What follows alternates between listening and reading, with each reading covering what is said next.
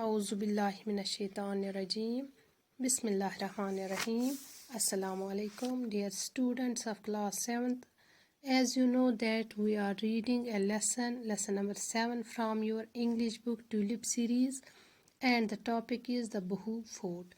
Dear students, open your English book on page number 44.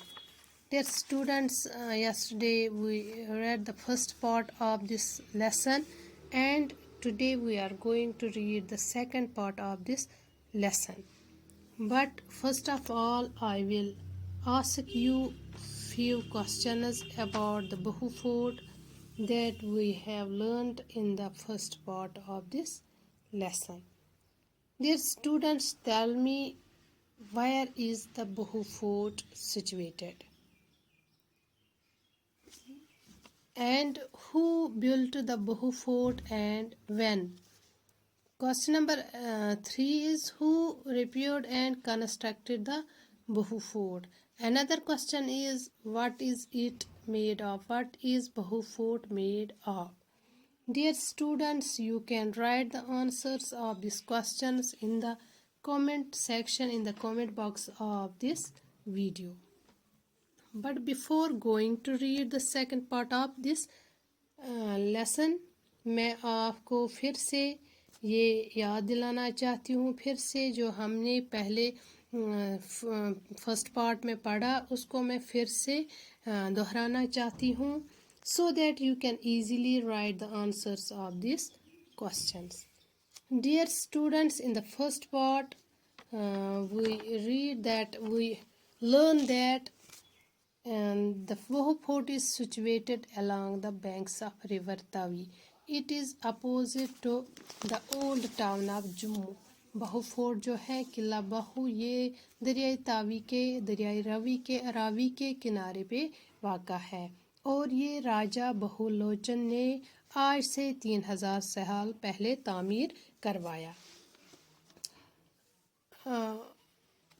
اور اس کے بعد ڈوگرا حکومت کے دوران ڈوگرا حکمران جو تھے انہوں نے اس کو ریپیئر کیا اور اس کی مرمت کی اور اس کی توسیع کی, اس کو اور وسیع کیا.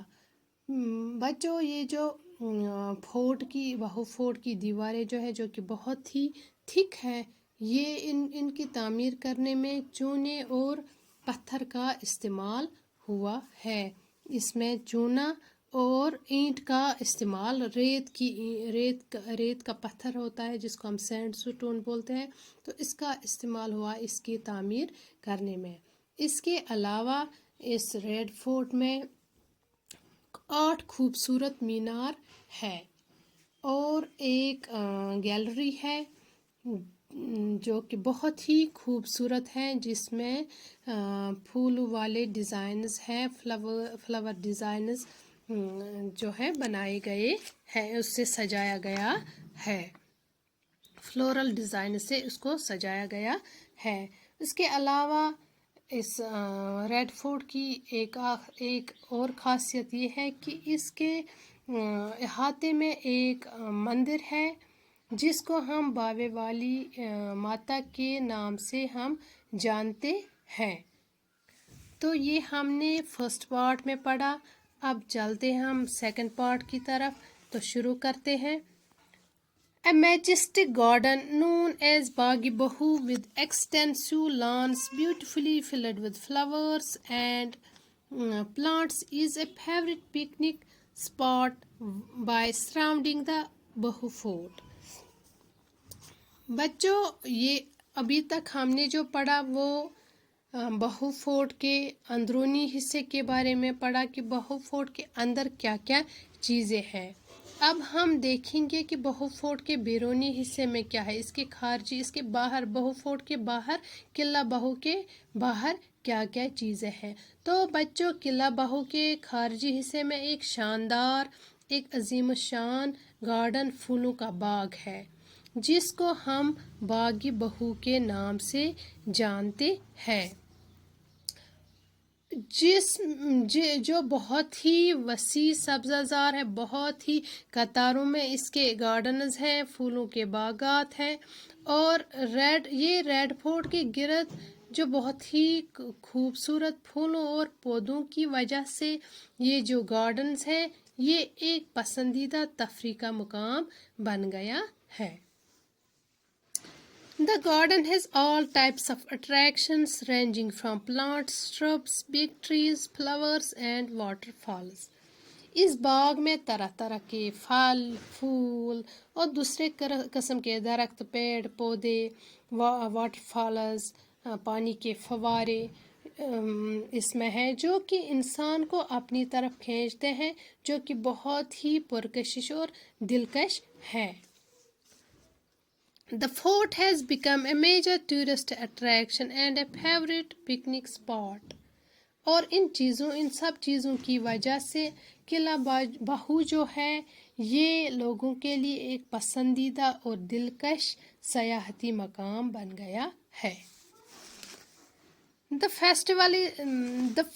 Mela Bahu Fort is one of the most popular festivals and is celebrated in the months of March, April.